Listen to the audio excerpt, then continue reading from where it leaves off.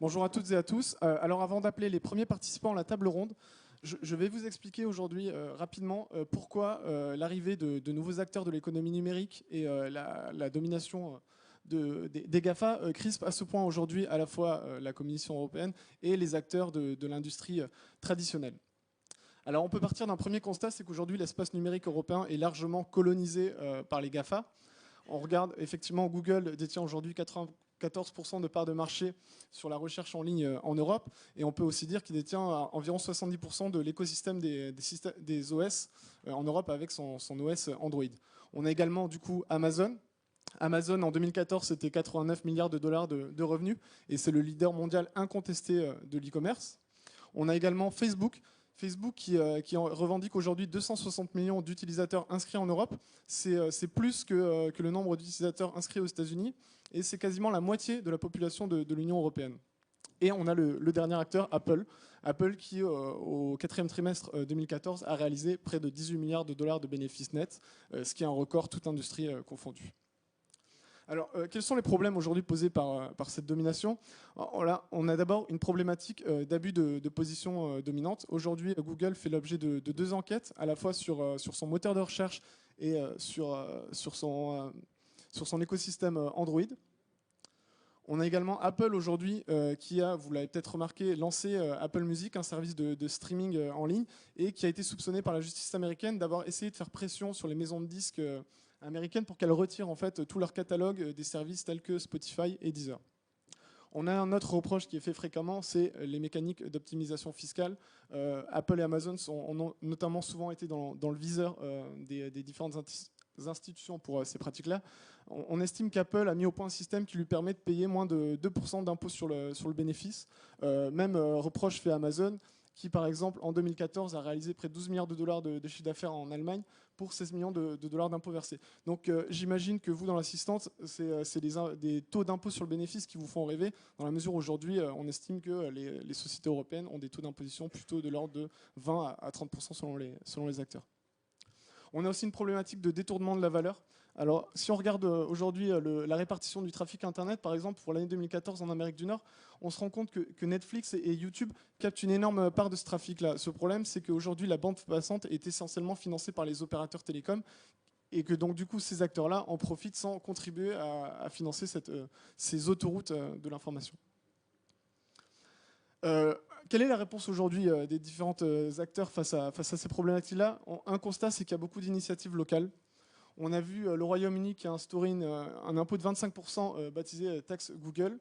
C'est une initiative que la France a voulu reprendre, mais que pour l'instant, elle n'a pas encore mise en application. On a aussi la loi Thévenoud qui a instauré un cadre réglementaire pour les VTC. La problématique, c'est qu'aujourd'hui, la Commission européenne demande un complément d'information sur cette loi au motif qu'elle entraverait la liberté d'entreprendre. Et on a aussi, par exemple, les actions menées par la France, l'Italie et l'Espagne sur la politique de confidentialité, qui ont lancé une enquête à laquelle Facebook a répondu « Ok, mais on veut se plier à une régulation européenne, on demande une norme européenne ». Donc on se rend compte que finalement, aujourd'hui, les initiatives, elles sont très fragmentées. Il y a aussi un dernier constat quand même qu'il faut faire, c'est ne pas verser dans l'anti-gafaïsme primaire. C'est indéniable que Google, Facebook, Apple, Amazon contribuent à la création de valeur, à créer un contexte d'innovation. On a vu Google qui a lancé récemment un fonds pour l'innovation de la presse en France, qui a permis à des médias comme Le Monde, Le Figaro, Les Échos de se doter d'outils technologiques et de sites innovants. On a Facebook qui a récemment annoncé la création d'un centre de recherche sur l'intelligence artificielle à Paris, centre qui mobilisera 70 collaborateurs. Et on a également Amazon qui a annoncé récemment qu'il allait se plier finalement à ce qu'on lui demandait depuis plusieurs années, à savoir comptabiliser les dépenses, les ventes réalisées dans chacun des pays. Voilà pour le contexte. Alors pour cette première table ronde, je vais appeler, s'il vous plaît, Denis Oliven, le président du directoire de Lagardère Active, Carlo D'Azzara-Biondo, le président des relations stratégiques IMIA de Google, et Cécile Rapp-Weber, la directrice licence et collecte internationale de la SACEM.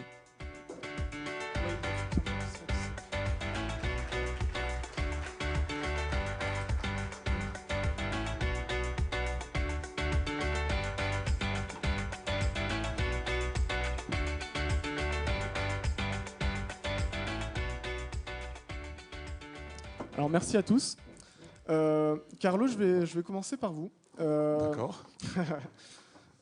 J'aurais une question. En fait, dans les médias, on présente souvent cette création d'un marché unique du numérique européen comme une réponse en fait à l'hégémonie des GAFA. Et j'aurais aimé savoir aujourd'hui comment est-ce que Google perçoit cette initiative à l'échelle européenne. Est-ce que vous le voyez comme une action menée à votre rencontre ou finalement vous voyez ça comme une volonté de créer un écosystème innovant? Je pense qu'il faut créer un écosystème innovant, il faut que l'Europe soit compétitive et il faut que les opérateurs européens se développent.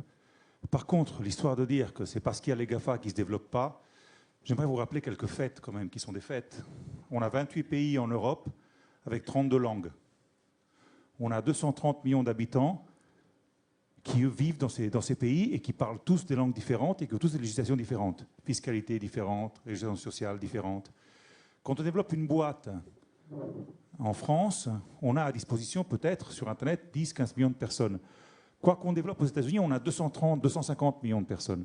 Donc je pense que c'est très bien de regarder au problème, mais n'oublions pas quand même les faits. Ce premier point de départ est un point de départ important. Ensuite, et les États-Unis ou l'Asie, par rapport à nous, ont tendance à avoir une approche très pragmatique du monde des affaires. Nous, on a une approche beaucoup plus idéale, ce qui est beau et juste, mais quelquefois peut nous pénaliser nous-mêmes. Et je pense qu'il faut réfléchir. Aujourd'hui, l'innovation, elle est par combinaison. Vous avez un téléphone portable, on peut vous fournir un service lié à votre santé ou lié à autre chose. Si vous voulez aujourd'hui développer quelque chose de significatif pour n'importe quel client dans n'importe quel secteur, vous avez besoin de collaborer les uns avec les autres. Une voiture qui est tout seul, l'automobile seule ne l'aurait pas faite, nous, on ne la fera jamais. Il faudra collaborer avec Fiat, Mercedes ou d'autres. Dans le monde de la vidéo, aujourd'hui, des nouveautés sortent qui font que seulement si on trouve un équilibre. Or, moi, ce que je pense, c'est que cet équilibre, il faut le trouver si chacun se met dans son rôle, le fait bien. Donc, j'ai changé de boulot chez Google. Depuis janvier, je suis président EMEA, mais je ne m'occupe pas de l'activité commerciale. Je m'occupe de chercher des équilibres pour développer, pour devenir un moteur de croissance de l'Europe. Pas de croissance de Google, de croissance des autres. Et faire en sorte que ça se passe. Parce que je ne crois pas que l'Europe grandira sur le numérique s'il n'y a pas de la collaboration. Donc, pour le dire autrement, j'aimerais bien qu'on devienne un moteur de collaboration. Et on en a besoin parce que comme on touche tous les secteurs, si on ne le fait pas, on ne méritera pas d'exister. C'est effectivement l'un des reproches qu'on faisait souvent aux acteurs américains, c'est de prendre ce qui les intéresse et de ne pas donner en retour. Aujourd'hui, oui. Google est vraiment dans cette démarche. D'abord, ne pas donner en retour, moi je ne sais pas, il ne faut quand même pas oublier, moi j'aimerais bien qu'on réfléchisse une seconde à ça aussi. Évidemment qu'il est vrai qu'il faut être contrôlé, il est vrai qu'il y a de la création d'emplois qui ne se fait pas, peut-être pas toujours là où elle est détruite par le numérique. Mais attention, aujourd'hui l'export français s'appuie énormément sur des boîtes comme Google. Pas que Google, mais les PME françaises, elles exportent dans le monde à coût variable et elles peuvent exporter alors qu'avant, elles ne pouvaient pas. Et donc ces outils-là sont des outils de création d'emplois, d'export. Ça crée des nouveaux modèles. Alors oui, le piratage sur Internet est une chose immonde contre laquelle on se bat énormément et on a plein de règles. Mais l'arrivée de la téléphonie portable et l'arrivée de nouvelles technologies permet aussi de créer des services qui avant n'existaient pas. Donc je pense qu'une boîte comme Google ou comme Facebook ou comme les GAFA en général apporte aux économies dans lesquelles elles opèrent énormément de valeur. Comme en termes de fiscalité, évidemment qu'il faut payer plus. Mais il faut peut-être avoir une fiscalité homogène en Europe. Il faut peut-être créer des lois. Nous, on essaye maintenant de contribuer au-delà de la fiscalité. On fait des plans, 150 millions pour l'investissement dans la presse en Europe et d'autres choses. Parce qu'on se sent responsable de notre taille et de ce qu'on veut faire. Mais je pense qu'on ne doit pas abdiquer à la responsabilité des États de définir quelque chose qui soit compétitif. Et quand on part, je termine, sur le fait qu'on a 28 pays et 40 langues, alors qu'en face de nous, on a un seul pays, ou une seule fédération d'États avec 250 millions, plus ou moins la même taille que chez nous, un pouvoir d'achat qui est semblable à l'Europe, mais une seule législation et une seule fiscalité et un seul territoire, c'est un fait matériel que ça aide. Ce n'est pas une invention des GAFA ou GAFI. Hein. Voilà. On ne peut pas oublier le bon sens. On ne peut pas oublier le bon sens. Alors, une question pour Denis. Lagardère, One question. Ces dernières années, forcément, vous êtes de plus en plus en concurrence avec des acteurs comme Google, comme Amazon. Est-ce que vous trouvez que l'arrivée de ces géants américains pose des problématiques en matière de concurrence ? Bizarrement, je ne suis pas 100% en désaccord avec ce que vient de dire Carlo. Quand on regarde historiquement, c'est vrai que l'Europe, je vais aller à grands traits parce qu'on va vite, l'Europe a loupé la première étape du développement Internet numérique, puisque les grands écosystèmes sont américains. C'est fait, c'est là, voilà.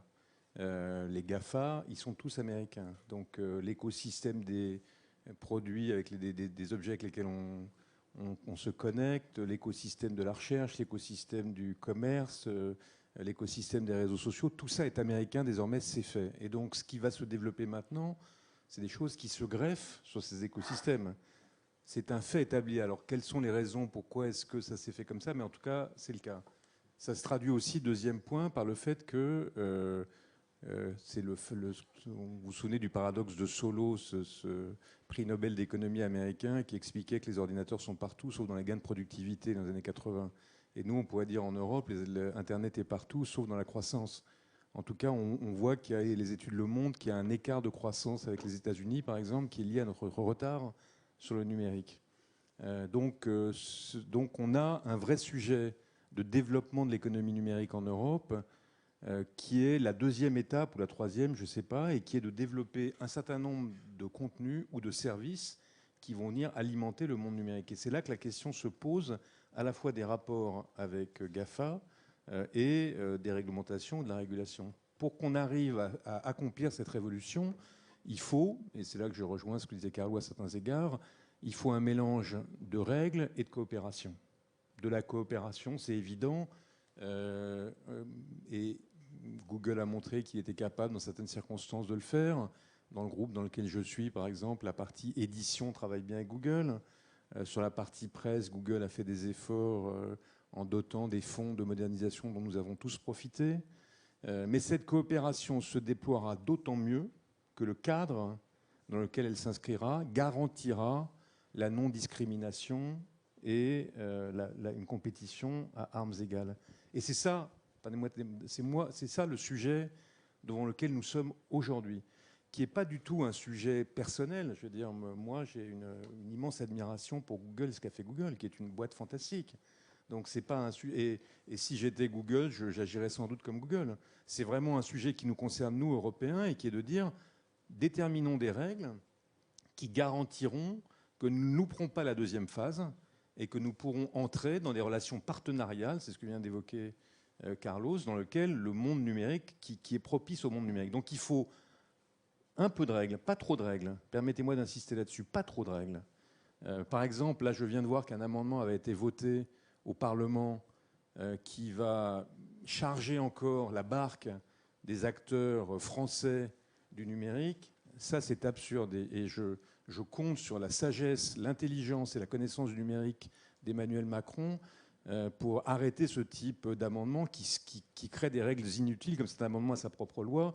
J'imagine qu'il aura à cœur d'éviter ça. Donc pas trop de règles, pas de règles inutiles, mais quelques règles, parce que le monde d'Internet est un monde de liberté, d'esprit, d'initiative, de développement. Donc n'allons pas le contaminer avec des comportements qui nous ont si pénalisés dans d'autres secteurs.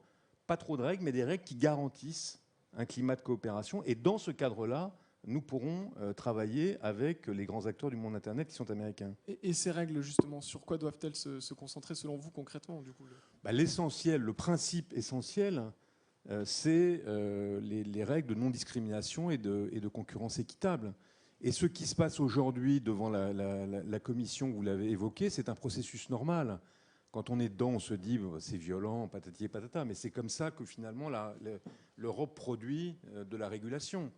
Ça s'est passé dans le passé dans d'autres industries. Il y a des moments où on a des différends, on les traite et on édicte des règles, de la régulation plutôt, qui permettent aux acteurs de vivre ensemble. Et c'est ça qui va se produire. Donc moi, je crois que rien de ce qui se passe aujourd'hui n'a un caractère dramatique. C'est la lente maturation en Europe de mécanismes qui permettent de réguler une industrie nouvelle. Mais prenons garde de ne pas tuer cette industrie. Prenons garde de ne pas tuer cette industrie. Donc, en la réglementant de façon démesurée. Soit en ne la réglementant pas du tout, en ne la régulant pas du tout, c'est-à-dire en laissant simplement jouer la force de ceux qui l'ont déjà acquise et en tuant dans l'œuf des initiatives européennes, soit en la réglementant trop, du type l'amendement qui vient d'être voté à la loi Macron et qui étouffe dans l'œuf les initiatives.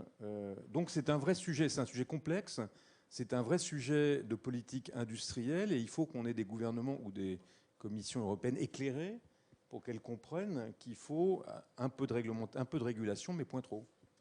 J'ai une question pour vous, Cécile. La SACEM s'est joint il n'y a pas très longtemps à une initiative, l'Open Internet Project, l'OIP. C'est une association qui s'intéresse aux abus de position dominante de la part des moteurs de recherche. C'est une problématique sur laquelle on pourrait penser que la SACEM à laquelle la SACEM paraîtrait a priori étrangère. Est-ce que vous pouvez nous expliquer un peu cette démarche-là? Déjà, juste pour rebondir un peu sur ce qui a été dit, le pragmatisme, ça je crois que il est de mise, et aussi pour des industries culturelles. Néanmoins, je voudrais juste revenir sur deux petites choses. Après, j'ai un sur l'Open Internet. Premièrement, je voudrais juste dire qu'en ce qui concerne les industries créatives, je vais vous dire que l'Europe ou les États-Unis, nous sommes confrontés exactement à la même situation quand il s'agit de l'utilisation de notre répertoire sur des plateformes, et notamment gratuites. Donc j'ai envie de dire que le débat il ne se situe pas à l'Europe ou les États-Unis. Quand on parle de l'exploitation de nos œuvres sur YouTube, on dit très souvent, oui, au moins, c'est pas comme la piraterie, mais j'ai envie de vous dire que malheureusement, compte tenu de la rémunération aujourd'hui qui va aux ayants droit sur ce type d'exploitation, on n'est pas très loin de, malheureusement, quasiment rien recevoir. C'est une problématique indépendante de Google. En revanche, là, c'est une problématique de création de valeur avec la publicité qui ne finance pas les contenus, non? Tout à fait, mais c'est la raison pour laquelle aussi, donc on le voit apparaître aujourd'hui, c'est pour ça que j'ai envie de vous dire qu'étonnamment, moi, les GAFA, pour moi, ça n'est même plus un terme approprié. J'estime qu'il y a une vraie différence. Alors, je ne parle pas de l'optimisation fiscale, je parle vraiment de la relation avec les industries culturelles. Je ne situe plus du tout les relations de la même façon quand je parle à Google, quand je parle à Amazon, quand je parle à Facebook ou quand je parle à Apple. Les quatre sont complètement différents dans le rapport qu'ils ont aujourd'hui, en tout cas en ce qui concerne la musique. Ça n'empêche que les quatre sont effectivement des géants qui ont réussi d'une façon exceptionnelle, et j'ai un énorme respect pour elles. J'ai envie de vous dire que vous pouvez être fiers aussi de la SACEM, votre société de gestion collective. On est numéro 1 dans le monde. On pourrait imaginer que c'est les sociétés d'auteurs américaines qui sont numéro 1 dans le monde. Non, la SACEM aussi. Donc je serais bien malvenue de ne pas aimer les numéros 1. Comme Europe d'ailleurs. Donc voilà, donc à ce titre-là. Néanmoins, quand on parle de coopération, et c'est vrai que je vous entends, Carlo, et j'ai eu la même impression quand je suis allée au siège social aux États-Unis, j'ai toujours l'impression que Google a vraiment envie d'œuvrer pour notre bien-être, à un point tel que parfois j'ai envie de dire, mais non, arrêtez, on peut aussi arriver nous-mêmes à savoir ce qui est bon pour nous. Quand on parle de régulation, je reviendrai juste sur cet aspect-là. Pendant des années, nous avons entendu, notamment au niveau de la Commission européenne, et encore dernièrement, que le droit d'auteur pouvait être une entrave à la réussite, au développement.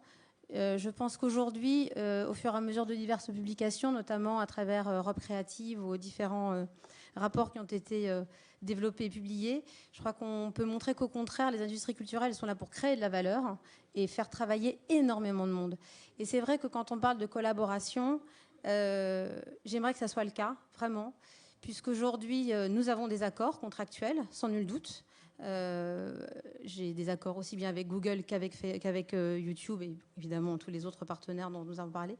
Mais aujourd'hui, j'ai envie de vous dire que malheureusement, sur ce terrain-là, et à l'instar de ce qui se passe aux États-Unis, on n'est pas dans la création encore de valeur, malheureusement. Donc voilà. Donc tout ça pour vous dire pourquoi. C'est un petit peu la raison pour en arriver en fait à notre souhait de participer à cette initiative, qui est qu'effectivement, on se situe, nous, les industries culturelles et aussi le droit d'auteur, donc dans la même lignée qui est que il faut qu'on soit ensemble pour faire attention à ce que une position dominante ne se transforme pas en abus, puisque une position dominante n'est pas la caractéristique d'un délit, il faut en abuser. Et voilà, et c'est vrai que je pense qu'il y a aujourd'hui une collaboration qui peut passer par un autre partage de valeurs. Vous le dites, notamment en ce qui concerne YouTube, on pourrait se dire, oui, c'est un problème, ils n'arrivent pas assez à monétiser d'une certaine façon ou à vendre assez de publicité. Mais au bout d'un moment, j'ai envie de vous dire, tous les jours, j'ai des gens qui viennent me dire, ah, donnez-moi la musique gratuitement parce que sinon, mon business n'est pas rentable. Mais change de business. Moi, j'ai pas les moyens d'aller chez Prada et Gucci toute la journée. Ben, j'y vais pas. Voilà. Il y a un moment où, quand on ne sait pas faire son business, quand c'est pas rentable, eh ben, on passe à autre chose. Je pense que quand on est Google, quand on est Apple, la musique ne sera peut-être pas la plus importante source de revenus, mais les bénéfices qui sont dégagés à côté, à travers des devices, à travers des moteurs de recherche, doivent permettre de financer une autre forme d'exploitation, un autre business qu'on a envie de développer. Quand on aime la musique, quand on aime la création, ben vous savez quoi, on va prendre un petit peu de sa marge qu'on a dégagée sur la vente de téléphones ou via le moteur de recherche et on va l'investir pour les ayants droit. Que vous inspire, Carlo, cette proposition de Cécile? Signez là. Écoutez, je vais pas faire. Je pense qu'aujourd'hui, l'idée de dire il faut d'autres mécanismes que la gratuité financée par la pub, on est absolument d'accord. Et on a une chance, c'est que les transformations que la mobilité amène donnent envie aux gens d'avoir d'autres formes de payer pour des contenus, alors parce qu'ils les ont à l'instantané, parce qu'ils les ont toujours avec eux, alors qu'à l'époque du PC, maintenant révolu, il y en avait moins. Donc, nous tentons, et d'ailleurs nous en discutons avec les partenaires, de trouver des moyens pour que les rémunérations augmentent, il y ait du payant. Certains contenus ne soient peut-être que dans le payant, certains soient dans les deux, mais dans des situations différentes, et qu'on génère d'autres formes de revenus. Ensuite, il est vrai qu'aujourd'hui, le pourcentage, YouTube, par exemple, YouTube, ne gagne pas énormément d'argent, parce que contrairement à ce que vous avez dit, monsieur, Google investit autant qu'un opérateur télécom dans les réseaux, dans le monde entier. Si vous prenez nos bilans, vous verrez qu'on a un taux d'investissement dans les réseaux qui est supérieur à un opérateur télécom, parce qu'il ne suffit pas le tuyau, il faut aussi amener les données, et donc il faut investir là-dessus. Et en plus, les coûts de bande passante sont élevés, et tout ça est cher. Et donc, les revenus ne sont pas encore très élevés. Mais le principe, c'est de donner la majorité du revenu aux ayants droit. Et d'avoir une approche très partenariale. Donc on va essayer de créer du payant de plus en plus, de créer d'autres formes de revenus en générant et en favorisant la génération d'autres choses, de nouveau du live, de nouveau d'autres moyens. Et quant au financement, en prenant d'autres secteurs et en créant des ponts, je pense que là aussi, il y aura des nouveautés. Parce que quand on commence à dire, voilà, parce que j'ai ça, tu vas avoir la musique, on va générer des occasions de collaboration de plus en plus fortes pour lesquelles ça va se créer aussi. Ça ne va pas assez vite, il faut qu'on aille plus vite. Maintenant, de dire Google prend de ce qu'il gagne sur la publicité d'un côté et le reverse à chaque secteur, il faut qu'on se donne des règles sur ça, parce qu'il faut qu'il y ait une logique. Pour les news, on se dit c'est essentiel de le faire. On a besoin d'une presse libre, indépendante et fonctionnelle, parce que c'est partie de la démocratie. Donc on fait des investissements au-delà, et on continuera à les faire. Dans la musique et d'autres secteurs et dans la culture en général, c'est un point. Il faut voir si c'est possible et comment le faire de manière qui soit logique et équitable. Mais voilà, il faut accélérer. Oui, Denis, allez-y. Non, je pense qu'il y a trois enjeux là, dans les semaines, les mois et les années qui viennent pour les acteurs privés, pour les acteurs publics. Il y a un enjeu Europe-États-Unis, qui est un enjeu de politique industrielle. Et ça, les gouvernements doivent faire en sorte que les conditions les plus accommodantes permettent à une industrie numérique de second niveau, puisque c'est ça dont il s'agit maintenant, se développe en Europe. Exemple, le sujet de l'amendement que j'évoquais tout à l'heure. Il y a un deuxième sujet qui est un sujet fournisseur de contenu ou de services et distributeur. Donc il faut que, par exemple, les distributeurs qui ont tout à fait le droit, comme Google, de développer leurs propres services, les conditions de la concurrence soient équitables. Ça, c'est un problème d'équité de la concurrence qui est décisif. Et ça, c'est un sujet qui est en cours de traitement, enfin, qui se pose maintenant. Et puis, il y a un troisième sujet qui est celui que vous évoquez, que j'évoque aussi, que Carlo a évoqué, qui est petit gros, si j'ose dire, dans la vente, par exemple, de contenu, ou l'utilisation des contenus. Quand il y a des géants très puissants, une fois encore, la position dominante n'est pas à soi seule un sujet, c'est quand on en abuse. Il y a forcément une asymétrie de rapport de force avec des fournisseurs de contenu qui sont plus petits. Et donc, il faut trouver une façon de rééquilibrer ou de corriger cette asymétrie des rapports de force pour pas que les contenus soient pillés.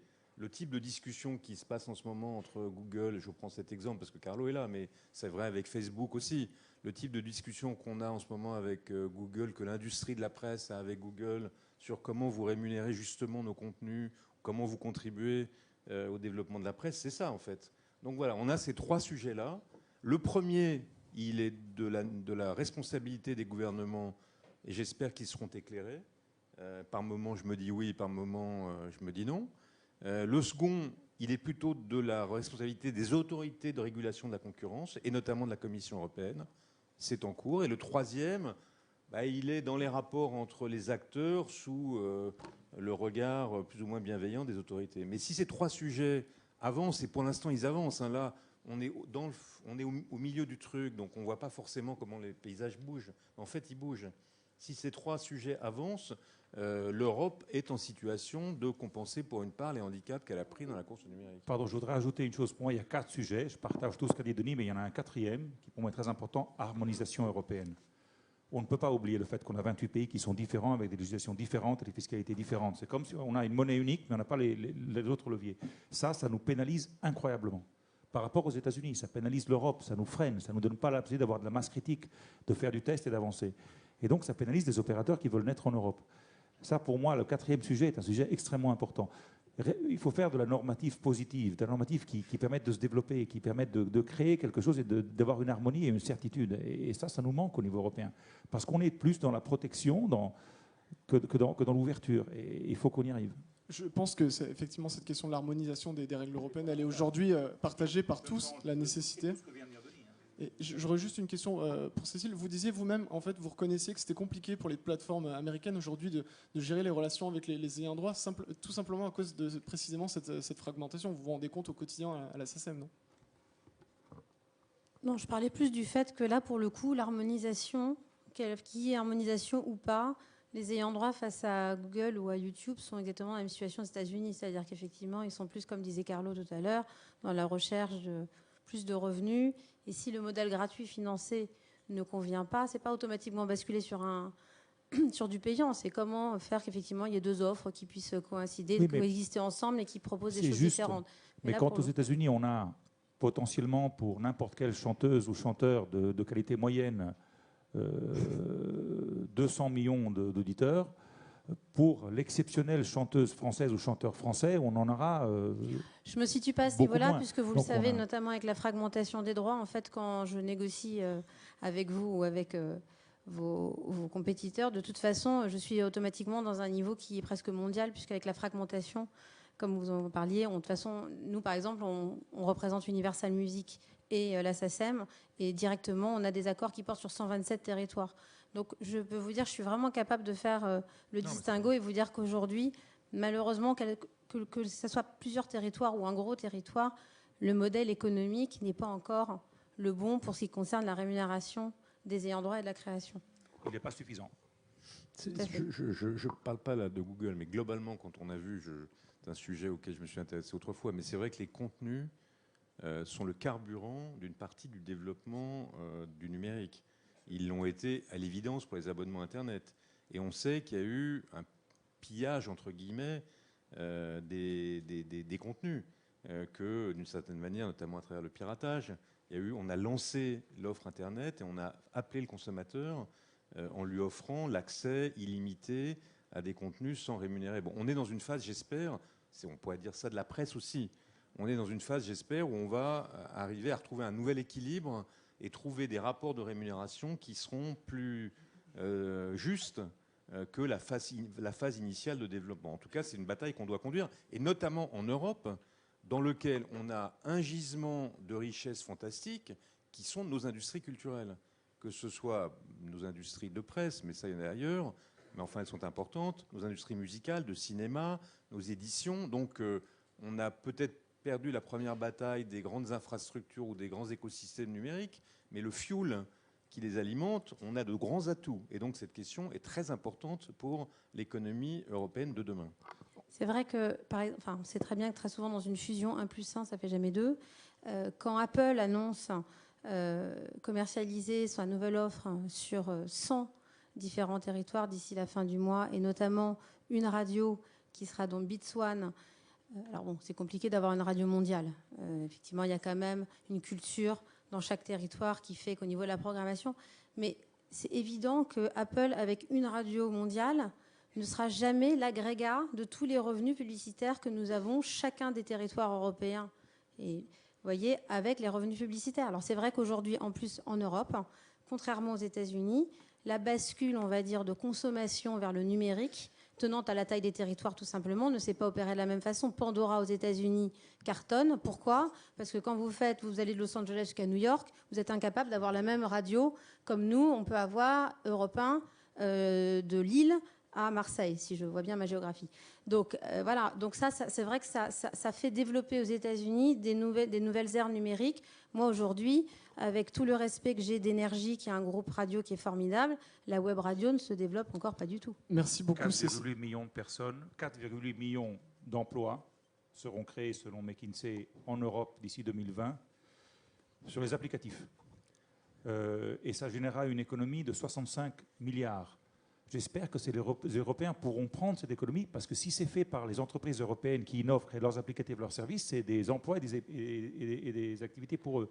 Si c'est pris en main par des gros Américains, on n'aura pas résolu le problème. Donc il faut créer une forme de collaboration pour laquelle ça devienne un moteur de croissance. J'arrête, j'ai fini. Laissez-moi juste ajouter un mot.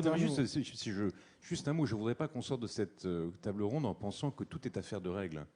On a parlé de ça parce que c'était l'objet. On l'avait compris, je pense. Non, mais il faut un cadre, mais par ailleurs, c'est nous, les entreprises européennes, notre capacité d'innovation, nos innovations technologiques, nos innovations de process, le génie qu'on met dans notre activité, notre esprit d'entreprise. C'est quand même ça le moteur de notre développement numérique. Il faut pas je ne voudrais pas qu'on sorte de là en ayant l'impression qu'on est frileux, qu'on a peur et qu'on demande des règles. On ne demande pas des règles, on demande un cadre. Mais par ailleurs, c'est sur nous et notre énergie que repose notre développement numérique. Merci Denis. Je vous remercie tous les trois. Ce sera d'ailleurs le message que va, je pense, délivrer John Higgins tout de suite. Donc je vous remercie. Et je vais appeler sur scène John Higgins, le directeur général de Digital Europe.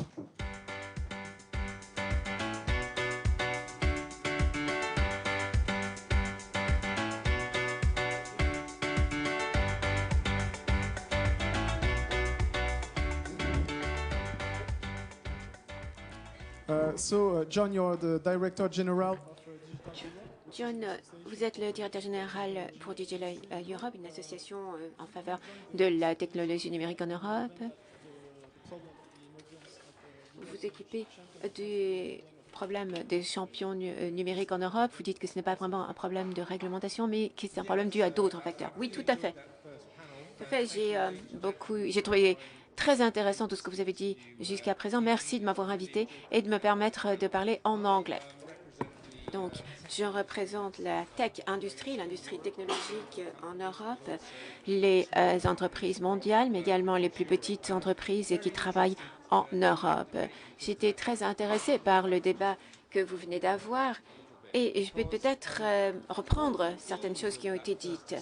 L'un des sujets de cette première discussion a concerné beaucoup les GAFA américains versus les pauvres entrepreneurs européens. Il y a 15 ans, je me rappelle, le gouvernement britannique m'avait demandé à l'époque si je souhaitais animer un travail ou m'occuper d'un travail concernant l'industrie technologique au Royaume-Uni pour voir quels étaient les nouveaux modèles dans le secteur des médias. Et un ami m'avait dit, surtout pas, John, ne te mêle pas de cette bataille entre les médias américains d'une part et les médias technologiques d'autre part, les médiathèques. Et nous pensons que dans certaines parties d'Europe, un petit peu plus en France que dans d'autres parties européennes, nous pouvons penser qu'effectivement, nous avons affaire à des industries ou des secteurs industriels un petit peu en retard. Alors, je ne pense pas que l'on puisse gagner la Coupe du monde de football en imaginant ce que l'on pourrait faire pour ralentir l'équipe allemande.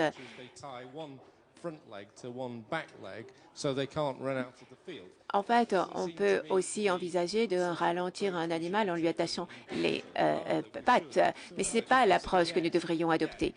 Je ne pense pas que ce soit l'approche que nous devrions adopter. Bon, alors, quelle est l'approche que nous devons adopter pour essayer de faire croître l'économie numérique en Europe? Eh bien, moi, j'entends souvent dire on veut davantage de règlements. Et j'ai été frappé par un parlementaire polonais récemment qui a dit la réglementation n'encourage jamais la croissance. Il ne faut jamais adopter des réglementations dès le départ en pensant que cela va faire avancer un secteur. Un ministre britannique m'a dit actuellement, il ne s'agit pas pour les gouvernements de choisir les gagnants, c'est plutôt les perdants qui choisissent leur gouvernement. Donc, la question qui se pose actuellement, c'est comment on va aborder le problème. Il faut se concentrer sur une chose. Le numérique et la technologie ont toujours créé des progrès technologiques à cause de la perturbation que cela amène. Souvenez-vous du début de la révolution industrielle, lorsque l'industrie de la laine en Angleterre a remporté des succès au début par rapport aux homologues allemands parce que la mécanisation a été poussée et cette industrie est devenue beaucoup plus productive à cause de cette mécanisation. Donc, c'est un petit peu les mêmes opportunités qui s'offrent à nous actuellement en ce qui concerne le numérique. L'avantage véritable du numérique en Europe, c'est qu'il faut tirer profit des améliorations de la productivité et de la compétitivité que ceci peut apporter. Et de cette manière, nous pourrons gagner la Coupe du Monde et vaincre les Allemands. Comment est-ce que la Commission européenne peut avancer dans cette direction? Eh bien, lorsque je parle à des petites entreprises européennes, peu importe que ce soit des entreprises purement technologiques ou que ce soit des petites entreprises qui utilisent la technologie, mais de toute façon, moi, je leur dis, si j'étais votre bonne fée et je pouvais vous accorder n'importe quel vœu, quel est le vœu que vous formuleriez? Eh bien, il y a 3 vœux différents. Meilleur accès à un soutien financier, un tutorat. Donc, vraiment, les entreprises ont besoin d'un soutien. Deuxième vœu, compétences numériques.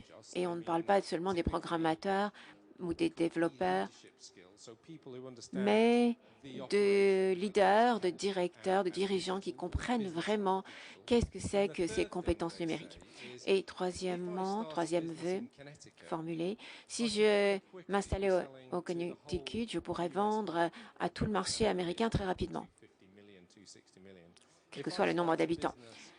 Mais si je m'établis en Irlande, eh bien, je vais peut-être vendre aux Britanniques et aux Irlandais.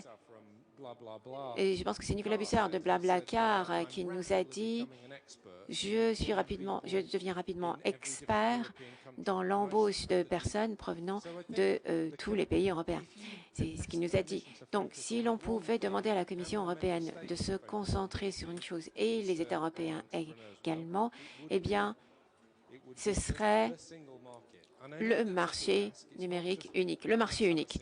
Le marché unique. Alors évidemment, c'est facile de dire on va avoir un marché unique, mais les États membres, la Commission et le Parlement doivent absolument supprimer les barrières qui nous empêchent de devenir un véritable marché unique. Quel serait votre avis à tous ces entrepreneurs qui sont considérés comme ayant peur de Netflix, Airbnb, tous ces grandes entreprises, ces nouveaux acteurs qui pénètrent sur le marché? Donc, on a peur de ces nouvelles entreprises. Qu'est-ce que vous leur diriez à ceux qui ont peur? Eh bien, n'importe quel entrepreneur qui se trouve dans le marché, qui est ici présent et qui aurait peur de BlaBlaCar, Airbnb ou d'autres, eh bien, j'aimerais vous rencontrer pour comprendre exactement pourquoi vous avez peur. En effet, la plupart des entrepreneurs que je connais n'ont pas peur de leur ombre. Ils essayent de trouver des opportunités à saisir. Ils recherchent la perturbation, la rupture. Que vous alliez à la Silicon Valley, à Rome ou à Stockholm, vous rencontrez des gens qui veulent vous montrer la dernière rupture. Récemment, j'étais à Riga et il y avait des jeunes qui m'ont montré la dernière application basée sur la montre intelligente. Et ils ont saisi cette opportunité dès qu'ils ont pu. Donc, n'ayez pas peur, trouvez les niches, trouvez les opportunités et trouvez les ruptures. Merci. Je vais appeler à la tribune le participant suivant. Et je vais maintenant appeler Benoît Thiolin du Conseil national du numérique, Yves Tirode de la SNCF et Thibaut Saint-Phal, le patron de Uber en France.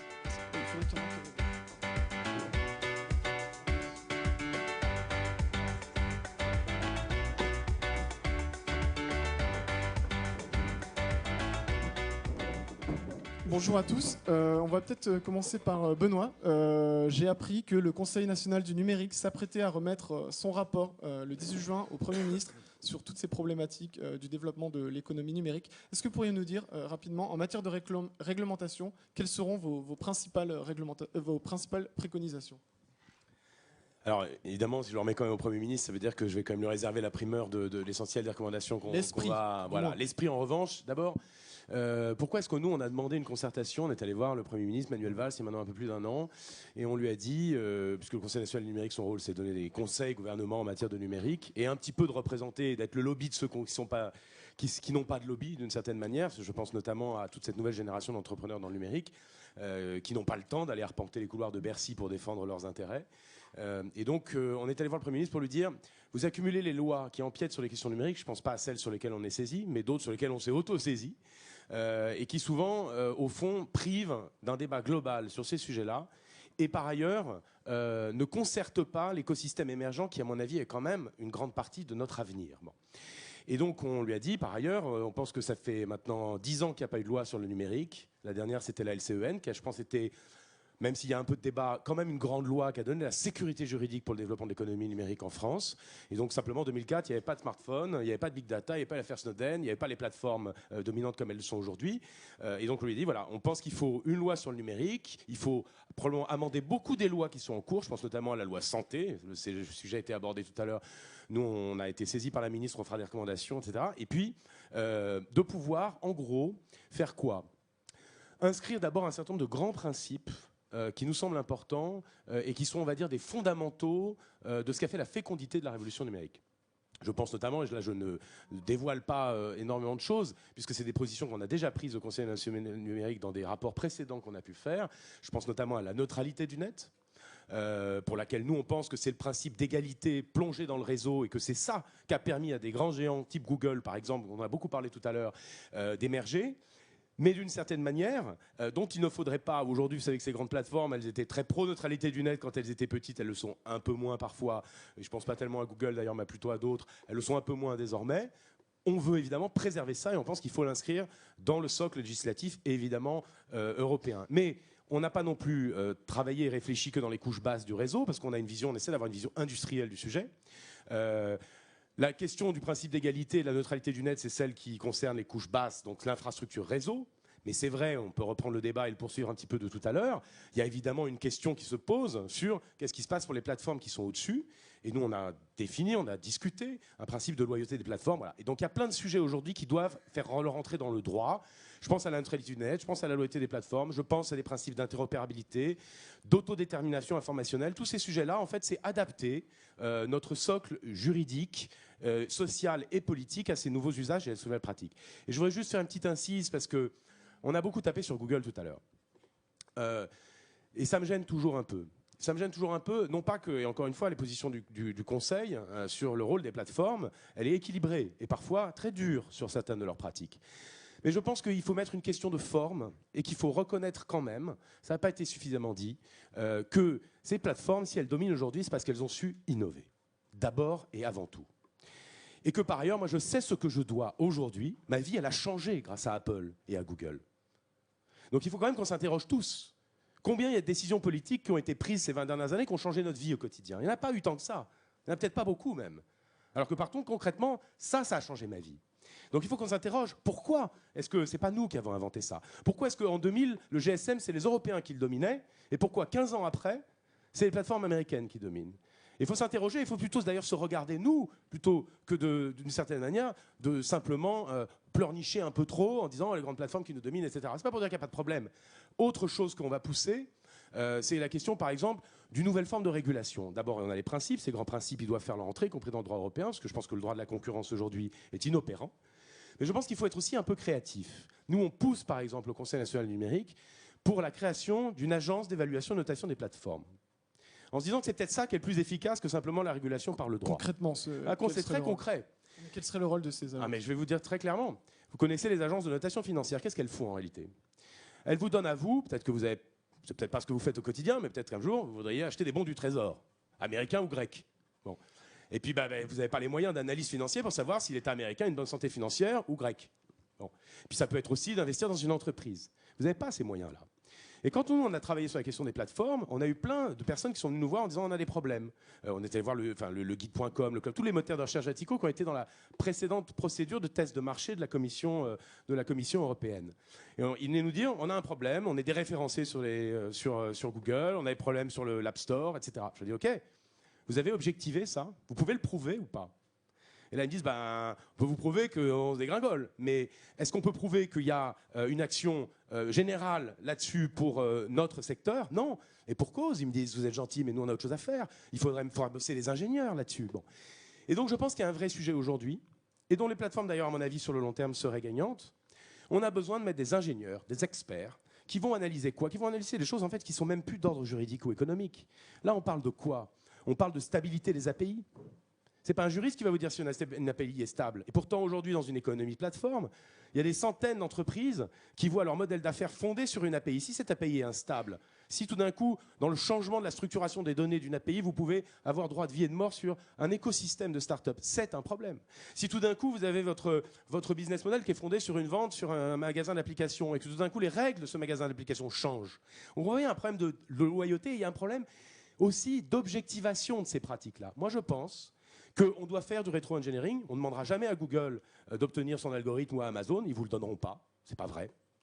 Ils ne le donneront pas, et ça se comprend. En revanche, on peut faire du rétro-engineering, on peut faire du test. On peut dire, là, il y a un problème. Là, objectivement, votre API, elle pose un problème. Et ensuite, je dirais que c'est à la société de réagir. Vous discutez avec des fonds d'investissement, ils diront, tiens, vous allez sur telle plateforme, vous voulez investir sur on veut investir dans une entreprise qui utilise telle API de telle plateforme, on regarde comment elle a été évaluée, on se rend compte que depuis 3 ans, elle est instable, qu'elle n'est pas bien structurée, et bien du coup, on ne va pas investir dedans. Et je peux vous assurer que sur le long terme, ça fera évoluer les pratiques des plateformes. Yves Tirode, la SNCF a une agence de voyage en ligne avec Voyage SNCF qui est évidemment exposée à ces problématiques de position dominante de Google. Est-ce que vous pensez, comme vient de le souligner Benoît, que la création d'une agence de notation de ces plateformes-là permettrait justement d'instaurer un cadre réglementaire et de mettre fin à ce genre de pratiques qu'on stigmatise aujourd'hui?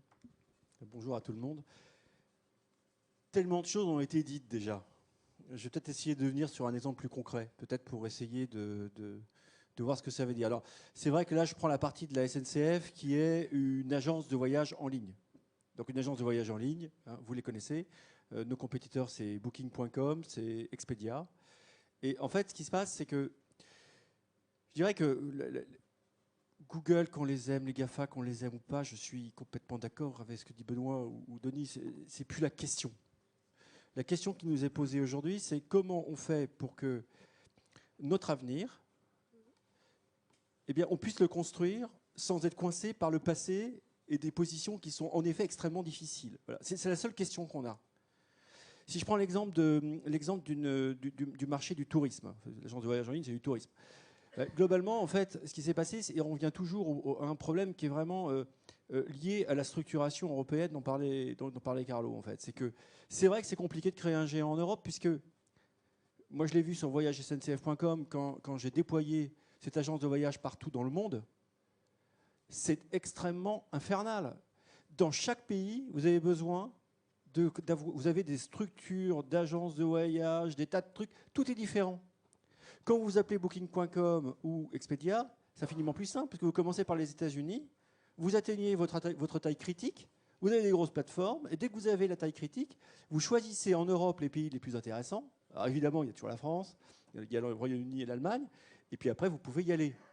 Donc là, il y a quelque part, et les GAFA n'y sont pour rien, c'est nous. Il y a une injustice qui fait qu'on ne peut pas construire de géants européens parce qu'on n'a pas de marché unique digital. Donc ça nous pénalise énormément. Ça, c'est le premier point. Alors après, qu'on dise c'est affreux, les GAFA, etc. Oui, c'est vrai, c'est affreux. Hein. C'est affreux de payer extrêmement cher des mots-clés. Quand vous êtes sur le marché des agences de voyage aujourd'hui, il y a en tête qu'une entreprise comme Booking.com dépense par an pour être numéro 1 en référencement chez Google 2 milliards. 2 milliards, Booking est le plus gros client de Google. Hein. Il dépense 2 milliards. C'est-à-dire que quand vous voulez acheter très concrètement un mot-clé, par exemple hôtel, Londres, ou ce que vous voulez, vous n'avez aucune chance. Moi, je n'ai pas réussi en tant que voyage SNCF.com, et pourtant, on était le plus gros site de e-commerce français. On n'a pas les moyens de surenchérir sur Google pour passer numéro 1, donc pour revenir dans la course. Ça, c'est très embêtant quand même. Ça, c'est très embêtant parce que ça veut dire que tel que c'est structuré, on peut pas créer de géants européens qui pourraient se substituer ou entrent en compétition avec les gros américains. Là, c'est pas les GAFA, là. Hein. C'est la suite des GAFA par verticale. En l'occurrence, ça a été Booking et Expedia qui pèsent respectivement 40 et 45 milliards d'euros. Alors, chez Accor, ils connaissent bien le sujet hein, parce qu'ils sont confrontés à ce sujet-là tous les jours. Et globalement, ils ont pris un certain nombre de décisions. C'est là que je voudrais revenir. C'est que maintenant, soyons optimistes, et moi je le suis. Ce qui se passe, c'est que je pense que l'Europe, pour s'en sortir, la seule manière qu'elle a, c'est d'utiliser ses forces. Ses forces, c'est quoi? C'est ses grandes entreprises. Et en fait, les mouvements de digitalisation qui sont en cours sur les grandes entreprises, à mon avis, sont extrêmement positifs. Le fait que se crée, moi je suis patron du digital de la SNCF depuis 9 mois, après avoir été pendant 4 ans le patron de voyage SNCF.com, c'est vachement important parce que ça veut dire qu'on met le digital au cœur des grandes entreprises européennes. Mais toutes le font. Hein. Airbus le fait, la Deutsche Bahn, qui est notre compétiteur en Allemagne, le fait. Et ça, c'est super, parce que ça veut dire que, quelque part, on ne va pas faire la transformation digitale de l'Europe avec uniquement 3 startups qui se courent après. On va la faire en créant des écosystèmes sur la base de nos grandes entreprises européennes qui vont, elles, créer autour d'elles des écosystèmes de startups. Et en faisant ça, à mon avis, on peut capter la deuxième génération de l'Internet qui est en train de se construire maintenant, probablement autour de l'économie du partage, probablement autour de l'Internet des objets, etc. Et puis d'autres choses que je n'imagine pas. Mais par contre, ce qui est absolument fondamental, c'est si on n'a pas de marché unique européen, on n'y arrivera pas. Thibaut, avec Uber, vous vous êtes lancé du coup dans les nombreux pays d'Europe. Est-ce que vous êtes aussi, vous avez vécu cette problématique de fragmentation et de barrières entre les différents pays au moment de vous lancer? Effectivement, je pense que c'est un problème, je pense que tout le monde le souligne, je suis assez d'accord avec ce qui a été dit. Moi-même, j'ai travaillé à la Commission européenne à une époque et j'ai approché le problème de très près. J'ai travaillé à la DG Trade, mais aussi de très près avec la DG Commerce, DG Concurrence, pardon. Effectivement, c'est un problème, je pense que il faut regarder, j'entends pas mal de choses intéressantes et je suis d'accord avec beaucoup de choses qui ont été dites, mais aussi pas mal en général de plaintes qui viennent d'Europe. 2 choses que je dirais là-dessus, c'est quand on prend une entreprise comme Blablacar ou une entreprise comme Criteo, elles ont un succès immense en ce moment. Elles sont confrontées à exactement le même problème, fragmentation du marché, fragmentation des lois sur les transports, fragmentation de la loi sur la publicité, qui sont des domaines ultra réglementés, et pourtant elles ont un succès colossal.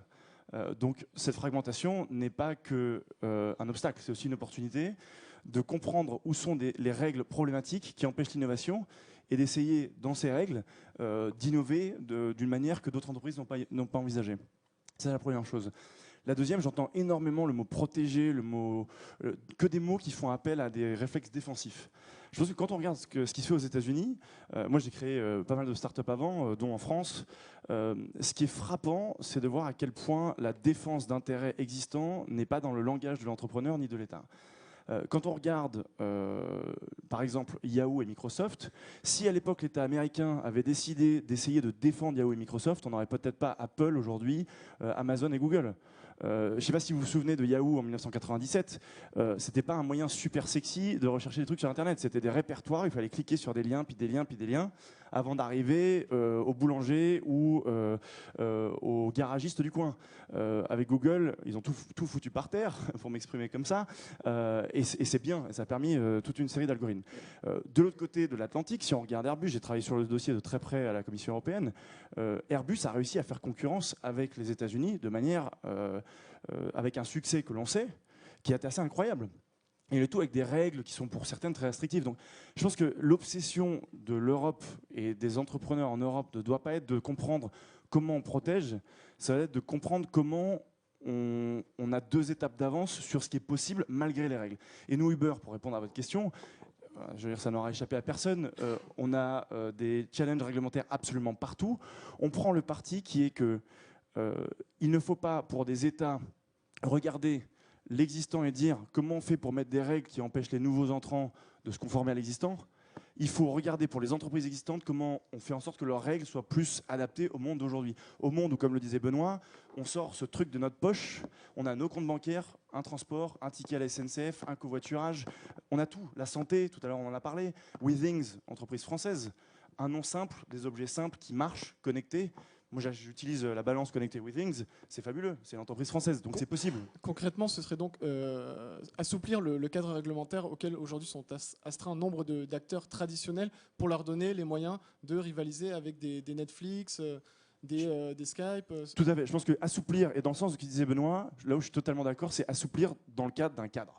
Ce qui est assez simple dans le droit anglo-saxon, moi j'ai fait du droit en France et du droit en Angleterre, aux États-Unis, l'énorme différence, et les deux se rapprochent d'ailleurs, c'est qu'en droit anglo-saxon, l'histoire du droit anglo-saxon, c'est de fixer des principes relativement raisonnables, reasonableness, comme ils adorent le dire en droit, et ensuite à l'intérieur de ce cadre, c'est les juges qui décident au fur et à mesure pour s'adapter aux usages. En France, on aime bien d'abord poser les problèmes, faire des lois, et puis ensuite appliquer les lois, puis alors les lois, après, une fois qu'elles sont là, nous on le voit avec la loi Thévenoud, c'est très très compliqué. Donc il faut un cadre souple, flexible, intelligent, raisonnable, proportionné, et ensuite laisser la société faire, avoir confiance dans la société.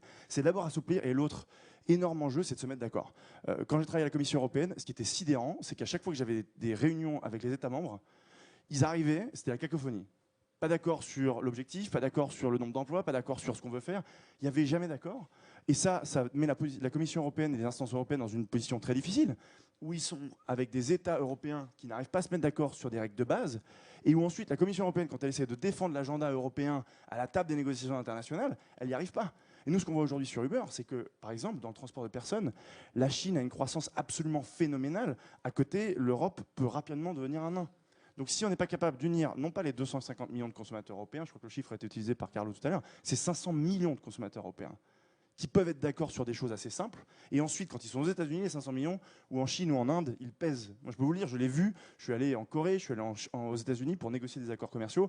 Quand on s'exprime de manière unique sur un sujet, on est écouté. Pour vous, concrètement, le ministère de l'économie qui réfléchit dans son coin à une taxe sur la bande passante, en France, c'est une erreur. C'est totalement aberrant. C'est totalement aberrant. Tout ce qui est unilatéral d'un État qui n'a pas consulté, je pense que le Conseil national numérique, on participe aux travaux, l'idée c'est consultation, c'est comprendre pour ensuite adopter un cadre souple. Une taxe comme ça, adoptée par un ministère d'un pays de l'Union européenne dans son coin, oui, non, je pense que c'est voué à l'échec. On a été saisi à l'époque par Pierre Moscovici, qui était ministre de l'économie et des finances, pour la question de savoir s'il fallait ou non faire une taxe sur le numérique. En partant quand même d'un constat qui est vrai et qu'il ne faut pas négliger, c'est que beaucoup de ces entreprises ne payent pas d'impôts en France et en Europe. Alors vous allez me dire, ce n'est pas les seuls. Il n'y a pas que des entreprises américaines d'ailleurs, et pas que dans le numérique, il faut quand même le replacer dans son contexte. Mais enfin, le fait est quand même que c'est d'autant plus paradoxal, que si les plateformes ont autant de succès en Europe, c'est parce qu'on a le plus grand marché numérique au monde, 500 millions, plus que la Chine, beaucoup plus que les États-Unis.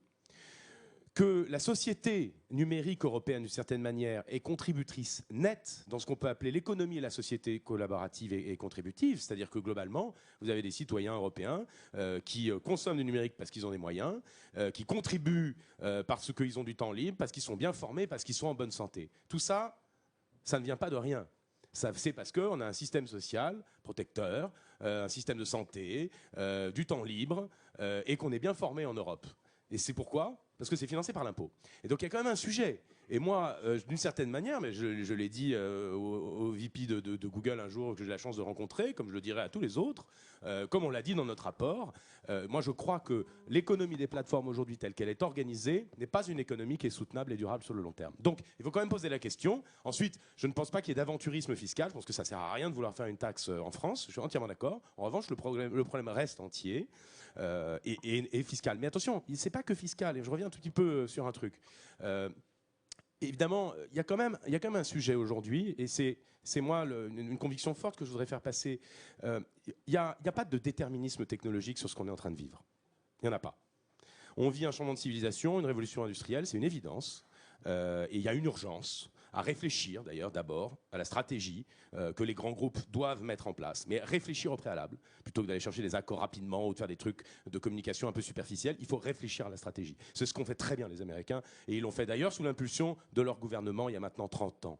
Donc je pense qu'il y a un énorme sujet autour de ça. Mais très honnêtement, il faut aussi voir que ces évolutions qu'on est en train de vivre, elles ne sont pas déjà gravées dans le marbre. D'abord, on est au tout début de ces révolutions. Donc il ne faut pas du tout avoir un esprit défaitiste en disant il n'y a pas de grande plateforme européenne. Très honnêtement, moi j'ai la chance de pouvoir voir pas mal l'écosystème, des innovateurs, des créateurs d'entreprises. Il y en a énormément en France et en Europe. Donc on est en train de préparer la deuxième vague. En revanche, je pense que la question qui est posée, c'est Quel est le modèle de société d'économie numérique qu'on veut demain? Je ne suis pas sûr que la Californie soit la réponse absolue, d'autant que moi, j'ai plutôt tendance à voir que la Silicon Valley, elle dérive par rapport à son projet historique. Et qu'aujourd'hui, vous avez des boîtes qui sont quand même un peu surcapitalisées, qui font un peu ce qu'elles veulent, et qui ont tendance quand même à utiliser le numérique comme un outil de dérégulation totale. Je ne suis pas sûr qu'en Europe, on ait envie d'avoir absolument une dérégulation totale de l'économie et de la société. Et donc je pense qu'il faut quand même faire attention, parce qu'il y a une lutte de modèle qui est engagée aujourd'hui. Et pour qu'on soit efficace, il ne faut pas évidemment simplement pleurnicher sur les plateformes, il faut réfléchir à la stratégie européenne que nous, on veut avoir. Juste un point pour rajouter, par exemple sur la fiscalité, je suis tout à fait d'accord avec ce que dit Benoît, mais sur la fiscalité, pourquoi non à la taxe proposée? Parce qu'il y a d'autres solutions et qu'il y a des solutions assez simples. Par exemple, en Europe, on a quelque chose qui s'appelle la TVA, qui a le mérite maintenant de fonctionner de manière européenne, plutôt bien, et qui est de très loin la première source du budget de tous les États de l'Union européenne. La TVA bien appliquée et avec les débrayages qui peuvent fonctionner en fonction des secteurs, donc sur le transport c'est 10%, sur les biens de consommation courante en France c'est 20%, et à chaque fois il faut passer devant la Commission européenne pour valider. C'est un impôt relativement universel, relativement juste. Il y a des travaux intéressants d'économistes français qui le disent. Après il y a des désaccords évidemment, on peut parler d'autres impôts, mais il existe des solutions existantes, adoptées, qui peuvent être adapté à la marge avec un dialogue européen de tous les ministres de l'économie et des finances européens. Les États européens doivent un petit peu montrer le chemin pour que la Commission européenne là-dessus se dise j'ai en face de moi 28 États responsables qui me proposent des solutions concrètes, pragmatiques, qui peuvent marcher. Merci Thibault, on arrive déjà à la fin de cette table ronde. Je vous remercie tous les trois pour vos éclairages sur cette problématique-là. Et je vais appeler en guise de synthèse John Higgins de Digital Europe, qui va vous faire un digest de tout ce qui a été dit précédemment.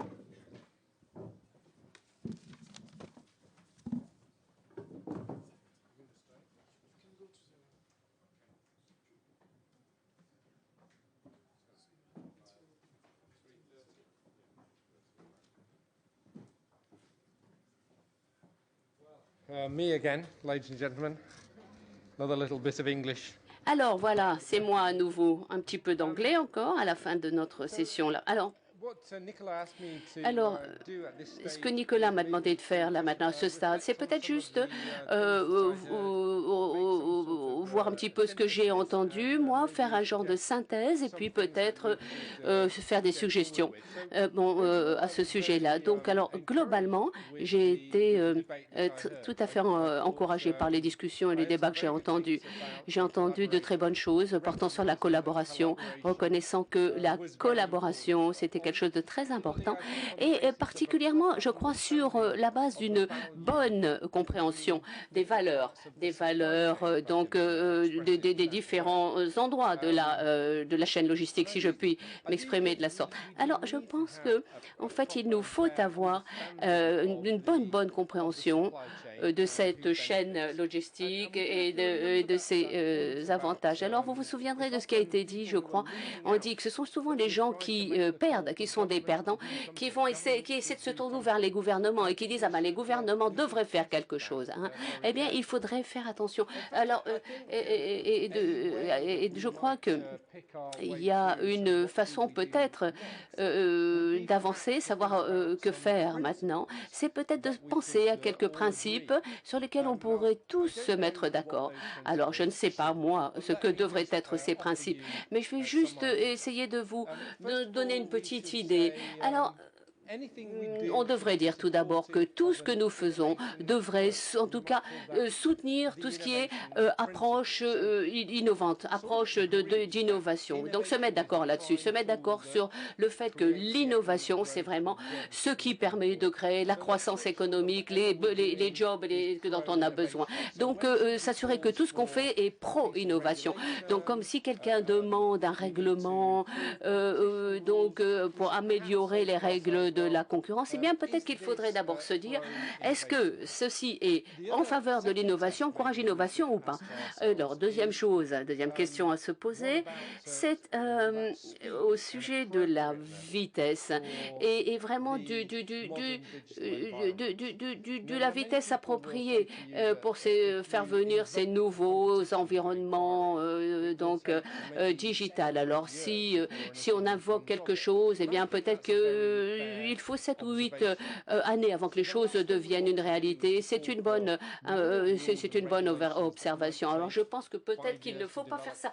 Il ne faut pas demander de nouvelles règles, etc., qui vont mettre 5 ou 6 ans à être mises en œuvre, etc. Il faut s'assurer que toutes les mesures que l'on suggère, eh bien, soient les bonnes, soient bien adaptées en termes de vitesse, en tout cas pour les environnements dans lesquels on se trouve et pour ce qu'on veut voir advenir.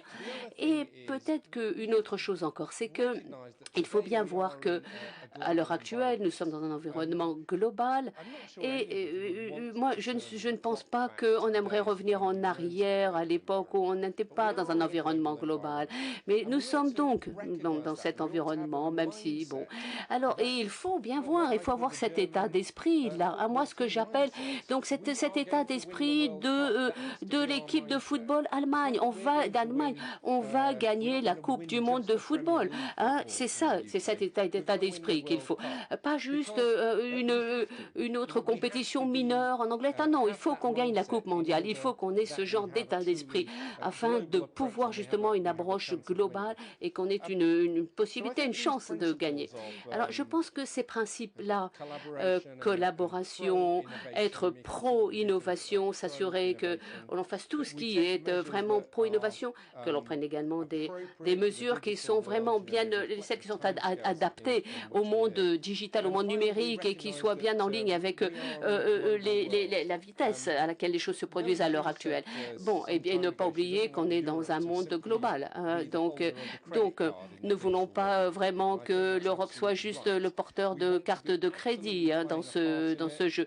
Nous voulons que nous soyons enfin partie de l'Internet, créer de la valeur à partir de l'Internet, créer des nouvelles opportunités, etc. Mais il faut bien voir que l'on vit dans un monde global. Donc, en résumé, je suis tout à fait encouragée par tous ces débats que nous avons eus au cours de ces discussions. Je pense que cela reflétait vraiment bien quel est le monde dans lequel nous vivons. Et j'espère vraiment que le MEDEF va continuer à avoir ce type de dialogue constructif, de sorte que donc l'industrie française, l'économie française et l'Europe puissent continuer à vraiment bénéficier de ces opportunités fantastiques que nous offre le monde digital et du numérique. Je vous rends la parole. Merci beaucoup, Nicolas. Je vous remercie.